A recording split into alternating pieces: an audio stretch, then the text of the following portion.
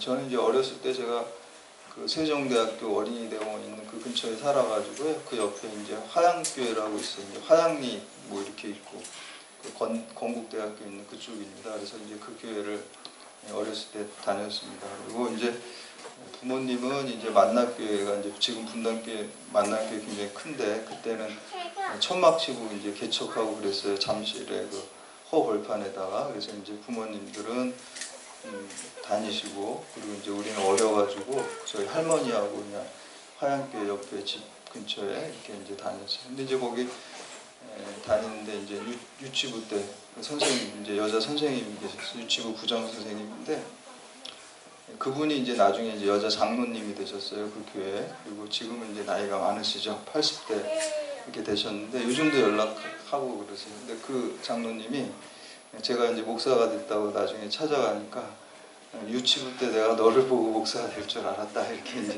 얘기를 하시더라고요. 뭘 보고 그러셨는지 모르겠지만 하여튼 너 목사 될 줄 알았다 이렇게 이제 얘기를 하세요. 근데 이제 얼마 전에 그 전화를 이렇게 받게 됐는데 그 손녀가 이제 의대를 갔대요. 그 딸도 의사예요. 같이 저 교회 다녔던 저보다 한 살 많은 누나인데 이제 서울대 의대 나와서 의사하고, 그리고 이제 그 딸이 또 이제 의대를 갔어요. 근데 저한테 이제 기도 제목을 이제 얘기하려고 전화를 해요. 얘가 이제 공부 잘해가지고 의대를 갔는데 대학교 가더니 교회를 안 다닌다는 거예요. 그리고 이제 교회 이렇게 열심히 고등학교 때까지는 잘 다녔는데 너무 걱정이 된다고 그러면서 저한테 이제 그런 얘기도 하고 좀 기도해 달라고 이렇게 전화를 하셨어요. 그런데 제가 안심시켜 드렸어요. 걱정하지 말라고, 그냥 고등학교 때까지는 기독교 가정에서 그 모태신앙으로 자라서 수동적으로 신앙생활 하다가 이제 대학교 가면은 자기가 좀 자립적으로 생각을 하고 또 방황할 수도 있다. 그러니까 걱정하시지 말고, 그 어머니가 그 부모님들이 기도 열심히 하시고 또 할아버지 할머니가 기도 열심히 하는 자녀는 절대로 잘못되지 않습니다. 걱정하지 마세요. 그게 오히려 더 신앙이 깊어지고 나중에 어떤 흔들리는 유혹들이 있을 때 더 뿌리 깊은 신앙으로 되는 과정입니다. 걱정하지 마세요. 그렇게 이제 안심을 시켜 드렸습니다. 그래서 저도 한편으로 저를 이렇게 돌아보니까 저는 사실 20대 그 신앙적인 방황을 굉장히 많이 했습니다. 어려서부터 저 유치원 때부터 목사 된다고 이렇게 청을 했는데, 아까 그 지금 고민하는 그 손녀딸처럼 대학교 가가지고 이제 무신론자가 되고 또 이제 회의주의자가 되고 허무주의자가 되고, 이거 뭐 제가 목사 된다는 하나의 인생의 목적을 가지고 여지껏 살아왔던 사람이 그 목적이 없어지니까 인생의 목적이 없어진 거예요. 그래서 죽고 싶다 이런 생각만 하고, 근데 뭐 막상 실행할 수는 없고, 그렇게 이제 어려운 시간을 지내면서 오히려 철학을 통해서 공부하면서 그냥 독서 산매에 빠져서 더운 여름을 지나보자는 식으로, 인생이란 여름을 한번 지나보자 이런 말로 그냥 책을 봤어요. 그냥 철학책을 이렇게 본 거예요. 철학책을 보면서 은혜 받아가지고 신앙이 생겼어요. 저는. 그래서 신앙을 무신론자가 됐다가 성경을 보고, 물론 이제 성경도 그 전에 많이 봤죠. 근데 이제 무신론자가 되니까 이제 성경을 안 보게 되더라고요. 그래서 철학책을 보고 이제 잊어버리자. 그래서 이제 왜 은혜 받았냐면은 처음에는 재밌더라고요. 철학을 보니까 새롭고, 이렇게 이 사람들 똑똑하구나, 매력도 있고, 그렇게 해서 공부를 계속 하니까 그 2500년의 역사에 있는 인물들을 다 공부하다 보니까 이제 시간이 자꾸 지나니까 시시해지더라고요. 그러니까 제가 똑똑해서 시시한 게 아니라 결국 이 사람들도 생각하는 게 내가 더 원하는 본질적인 거를 다 대답을 못 하더라고요. 다 다른 얘기를 하고 그럴싸하긴 한데 내가 원하는 인생의 근본적인 문제들에 대한 대답은 해주지 못하더라고요. 한계를 보게 된 겁니다. 유한성을 보게 된 겁니다. 그래서 하나님을 다시 붙들어야 되겠다. 주님을 다시 붙들어야겠다. 그런 마음. 그것도 저는 성령께서 저를 인도하신 것이라고 믿습니다. 그래서 제가 20대 청년들의 이렇게 신앙적으로 방황하는 청년들을 보면 저희 아들은 나한테 이해심이 없다 그러는데 저는 이해심이 굉장히 많습니다. 이해가 막 돼요. 방황할 수 있어. 어떤 목사님들 뭐 이렇게 방황하는 그 청년들 보면 야 너 기도해야 돼 뭐 이렇게 꾸지람하는데 저는 꾸지람하지 않습니다. 이해가 됩니다. 이해가 되고 계속해서 그 청년을 위해서 기도해주고 그래서 어떻게 보면 하나님께서 저를 이 대학으로 경찰 대학으로 인도하신 게 내가 그 연령대에 그 젊었을 때 그렇게 방황했던 그 경험들 체험들 그런 걸 가지고 혹시 그런 상황 가운데 있는 청년들이 있으면은 위로하고 또 이해하고 기도하고 믿음으로 세우라 하는 사명이 아닌가 저는 이제 그렇게 믿습니다. 그래서 그렇게 기도하고 특별히 아까 말씀드린 것처럼 청단교육이 계속해서 못했는데 이제 다시 세워지는데 우리가 정말 다음 세대를 위해서 두 가지예요. 우리가 청년들 교회학교 그래서 우리 교회학교도 굉장히 중요합니다. 교회학교 굉장히 중요하고요. 다음 세대가 세워지지 않으면 우리 한국교회 미래가 없습니다. 그래서 여러분들이 우리가 기성세대로서 한국교회 미래를 위해서 여러분들이 기도하실 때 꼭 교회학교 그리고 우리 청년들이 세워지게 해달라고 열심히 기도하시기 바랍니다. 그래서 이제 제가 이제 한계를 느끼고 다시 이제 주님을 붙들었다 그랬는데 그 한계는 가장 그 극단적인 건 죽음에 대한 한계입니다. 인간의 유한성은 죽음입니다. 어떠한 철학자도 죽음을 극복하는 얘기를 아무도 해준 사람이 없습니다. 오직 예수 그리스도를 통해서만 우리가 영원한 생명을 얻을 수가 있습니다. 스페인에 가면 이제 투가 유명하잖아요. 근데 투라는 그 말이 그 어근이 라틴어 그 교훈 중에 그 메멘토 모리라는 교훈과 일맥상통한다 그래. 뿌리가 같다 그래. 그래서 이제 메멘토 모리라는 게 죽음을 기억하라 그런 뜻이잖아요. 그래서 투어를 하다 보면은 그 소가 얼마나 힘이 좋고 그 뿔이 얼마나 무섭습니까? 거기에 받치면은 그냥 죽는 거잖아요. 그 소의 뿔에 받치면. 근데 훌륭한 투사일수록 어떤 투사였냐면은 그 뿔에 가장 근접해서 갔다가 이렇게 빠져나오는 사람이에요. 뿔에 근접한다는 거는 죽음에 가장 근접한다는 거예요. 가장 가까이 갔다가 그러면서 그 뿔을 관람하는 관객들이요 죽음을 기억하게 되는 거예요. 그리고 인간의 유한성을 기억하게 되고 그리고 하나님을 기억하게 된다는 것입니다. 그래서 인간의 유한성이라는 것은 죽음인 것입니다. 우리가 그 지난 시간에 그 요한복음 8장 32절에 진리가 너희를 자유케 하리라 라고 우리가 그 말씀 함께 나눴습니다. 여기서 진리라는 것은 예수 그리스도고요. 그리고 자유라는 것은 우리가 죽음으로부터 자유로움, 죄와 죽음으로부터 자유로움, 죄와 죽음으로부터 우리를 자유케 하시는 분만이 우리의 그 진리 자체이시고 예수 그리스도이신 줄 믿으시기를 바랍니다. 아멘. 그래서 제가 철학 공부하면서 믿음을 생겼다는 게요. 뭐 논리적이고 물론 논리적이죠. 굉장히 훌륭한 천재적인 사람들이에요. 그거를 부정할 수는 없습니다. 굉장히 천재적인 사람, 논리적이고 그런데 그 논리가 혹은 또 우리가 지금 이 과학기술 문명이 아무리 발달해도 인생의 근본적인 문제들과 죽음의 문제들을 해결하지 못한다는 거예요. 우리 몸이 병들게 되고 우리가 다 죽게 되는 문제들을 그 논리와 과학이 해결해 주지 못한다는 거예요. 오직 예수 그리스도만이 우리의 그 생명과 유한성과 죽음을 다 자유롭게 하는 진리 자체가 되십니다. 그래서 진리 자체이신 이 예수 그리스도의 또 음성을 듣고 우리가 참된 진리 안에 거하시는 여러분들 다 되시기를 주님의 이름으로 축원합니다. 첫 번째는 아브라함의 믿음을 이어받는 사람이 참된 이스라엘 백성이고 참된 하나님의 백성입니다. 우리 신약의 우리 성도들인 그리스도인들은 새 이스라엘 백성이라고 그래요. 그래서 우리가 새 이스라엘 백성이고 아브라함이 우리의 육신적인 조상은 아니죠. 그렇지만 우리의 영적인 조상입니다. 그리고 우리의 믿음의 조상이에요. 그래서 아브라함의 믿음을 우리가 잘 계승해야지 우리가 새 이스라엘 백성이고 그리고 우리가 참된 하나님의 백성이 되는 것입니다. 그 이스라엘 백성들 사이에는 그 선민의식이 강했어요. 우리가 하나님께 선택받은 백성이다 이런 선민의식이 강했고 이방인을 좀 이렇게 무시하고 또 사람 취급도 안 했어요. 자기네들만 특별히 하나님의 선택을 받았고 그래서 이방인 자기네들만 구원을 받고 이방인들은 구원받지 못한다 그랬어요. 그래서 교부인 저스틴 말터라는 사람이 이 유대인들의 이러한 의식, 선민의식에 대해서 이렇게 얘기를 하고 있습니다. 유대인들에게 영원한 하나님의 나라는 혈통상 아브라함의 자손에게만 부여된다. 비록 그들이 죄인이고 불신자이고 하나님께 불순종하는 자들이더라도 그것이 부여된다. 그러니까 죄 짓고 그리고 제대로 올바르게 살지 않아도 그냥 내가 혈통적으로 그냥 이스라엘 백성 아브라함의 후손이라는 것만으로 내가 구원받는다고 생각을 했다는 거예요. 정말 잘못된 생각이죠.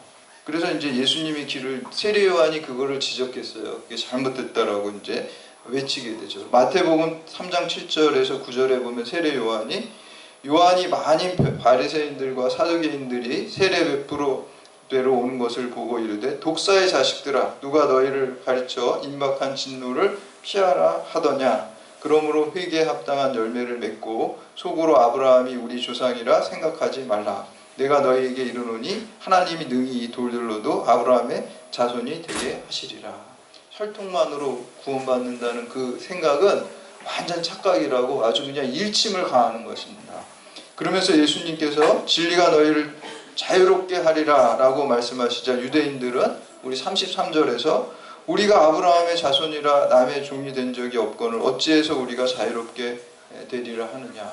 예수님께서 지금 영적인 얘기를 말씀을 하시는데 이 사람들은 우리가 뭐 노예도 아닌데 무슨 자유롭게 되냐고 이렇게 육적인 것으로 이제 응답하는 것을 볼 수가 있습니다. 그래서 예수님께서 말씀하시는 것은 육적인 혈통이 아니라 영적인 혈통.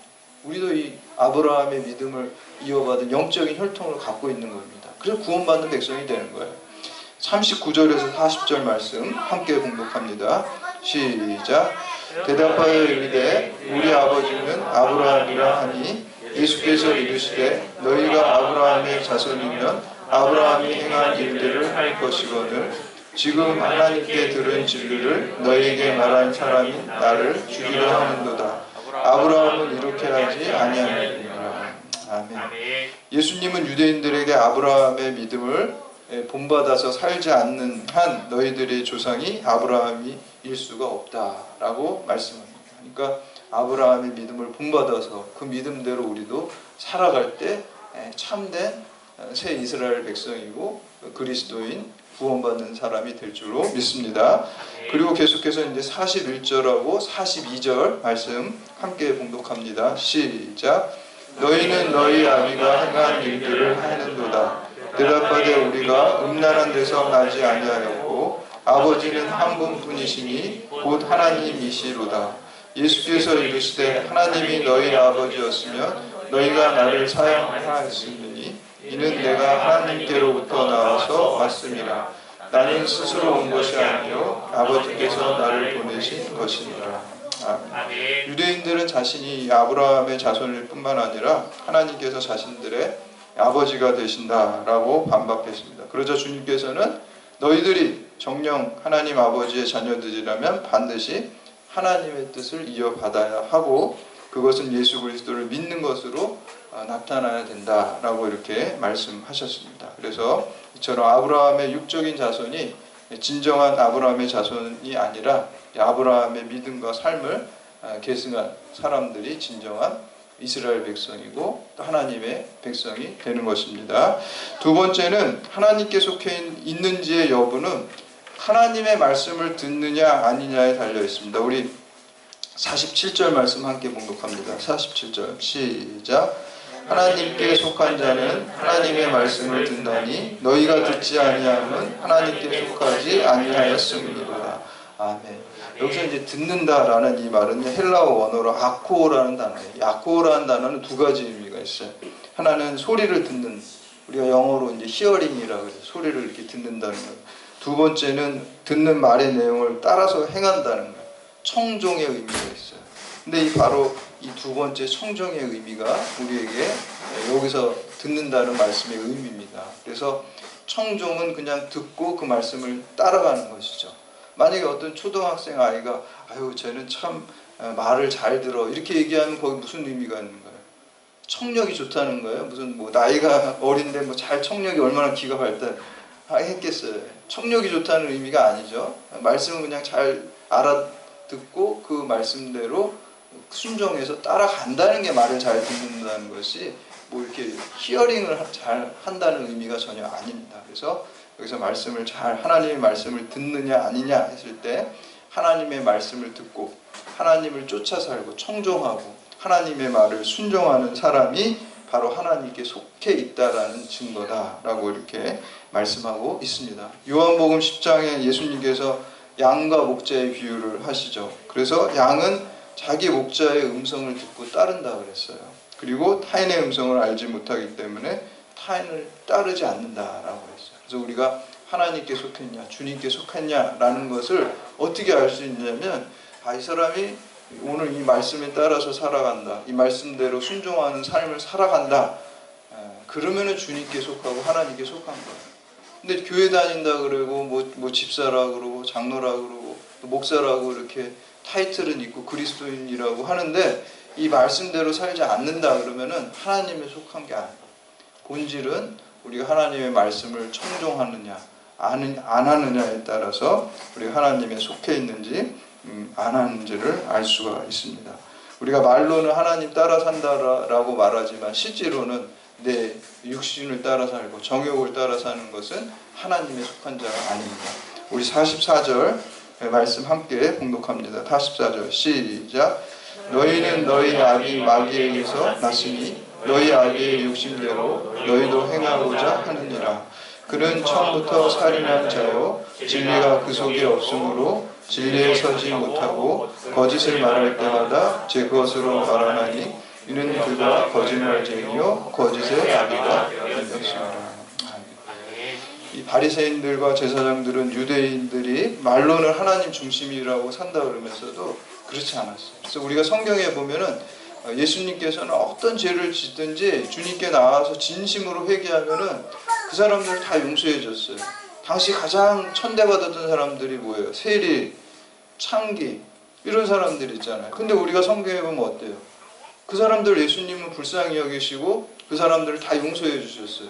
또 사랑으로 그 사람들을 다 예수님께서 받아주셨잖아요. 세리와 창기 같은 사람들을요. 왜 그랬습니까? 그 사람들은 자기의 죄를 인정하고 눈물로 회개를 했어요. 진심으로. 그럴 때 예수님께서는 어떤 죄를 짓든지 우리가 하나님 내 죄를 인정하고 진심으로 하나님 앞에 회개하면 하나님께서 우리 죄가 아무리 클지라도 십자가 보혈의 능력으로 우리의 죄를 다 씻어주시고 용서해 주신 줄 믿습니다. 근데 이렇게 사랑이 많으시고 그런 예수님께서 용서하지 못하는 사람이 있어요. 자기 죄를 시인하지 않는 사람, 그리고 위선적인 사람. 그래서 성경에 보면 우리가 바리새인이라든지 그런 사람을 향해서 예수님께서 회칠한 무덤이라고 그랬잖아요. 겉과 속이 다르고 또 거짓말하고 이런 사람. 그래서 보면 오늘 말씀해 보니까 사탄은 뭐라 그래요? 거짓의 아비라고 그랬어요. 거짓말하고 시인하지 않고 회개하지 않는 사람을 사랑의 예수님은 그들을 용서하시지 않습니다. 그래서 우리가 늘 아무리 어떤 죄가 있어도 솔직하게 죄를 시인하고 주님께 회개할 때 하나님께서 주님께서 우리를 사랑으로 용서해 주시고 받아주실 줄 믿습니다. 세 번째는 말씀을 지키면 영생을 얻습니다. 우리 하나님의 말씀을 청종하고 말씀이 육신이 되신 예수 그리스도를 쫓아 사는 자가 영생을 얻습니다. 51절 말씀 함께 봉독합니다. 51절 시작. 진실로 진실로 너희에게 이르노니 사람이 내 말을 지키면 영원히 죽음을 보지 아니하리라. 아멘. 여기서 이제 진실로 진실로라는 게 이제 히브리어 언어로 보면 아멘 아멘이에요. 아멘이 우리가 아멘 하잖아요. 기도 끝날 때마다. 그리고 말씀 드릴 때 은혜가 되면 아멘 이렇게 여러분들 하시잖아요. 아멘이 히브리어로 그냥 진실로 진실로 우리나라 말로 번역하면 그렇게 되는데 진실로 그렇게 되기를 소원합니다. 이런 뜻이에요. 그래서 우리가 아멘 이렇게 기도를 끝날 때도 기도를 하나님께 다 구한 다음에 아멘 하는 거는 진실로 그렇게 되기를 소원합니다. 이렇게 이제 마치는 것이죠. 그런 의미가 있어요. 그래서 오늘 말씀이 여기서 진실로 진실로 이거는 아멘 아멘 이런 뜻입니다. 그래서 그 하나님 예수님의 약속의 말씀이 성취되는 것이에요. 그래서 하나님의 약속과 성취는 두 개가 아니라 하나라요. 제가 여러 번 강조드렸죠. 사람의 약속과 성취는 두 개예요. 별개의 문제라는 거예요. 약속이 성취돼야 성취되는 거예요. 약속이 지켜져야 지켜야 되는 거예요. 두고 봐야 되는 거예요. 근데 이제 약속이 성취되지 않는 이유가 두 가지예요. 하나는 진실성이 없기 때문에. 사기꾼들은 처음부터 아예 그 약속을 지킬 생각이 없잖아요.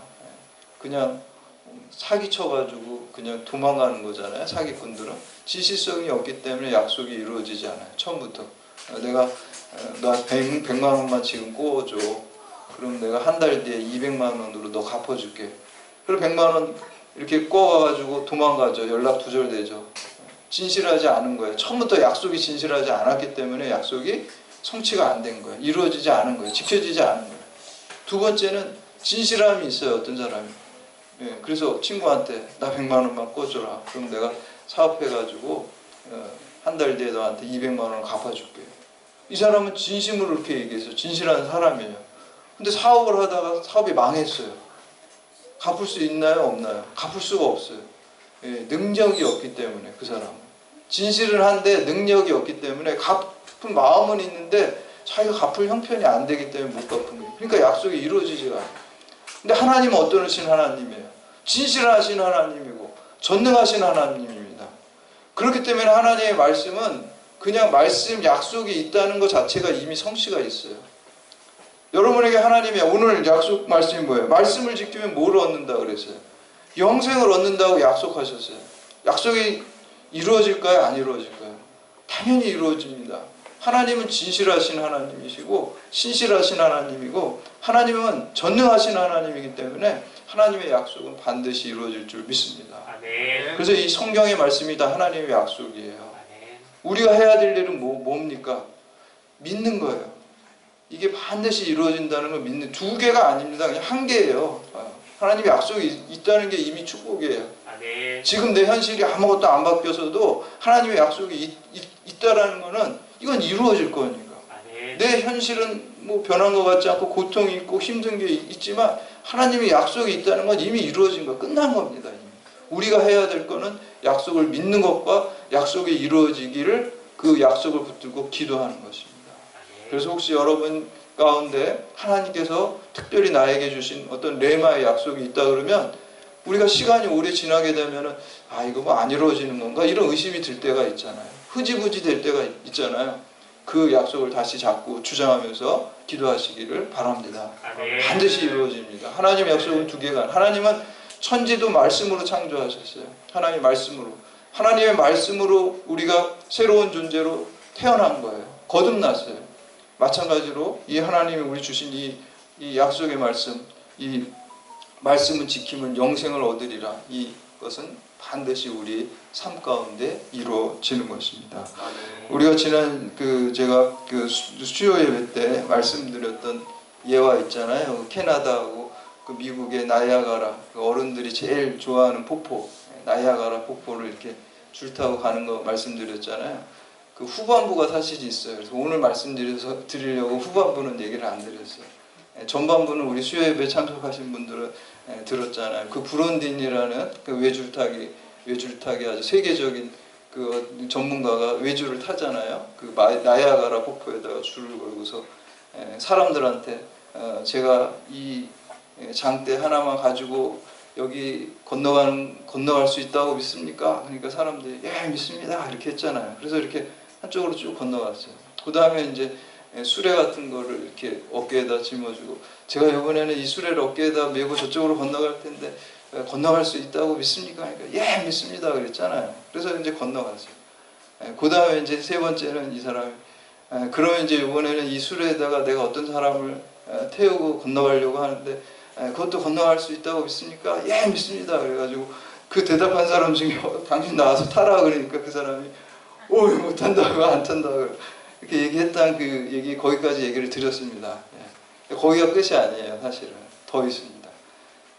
왜 그 사람이 안 탔을까요?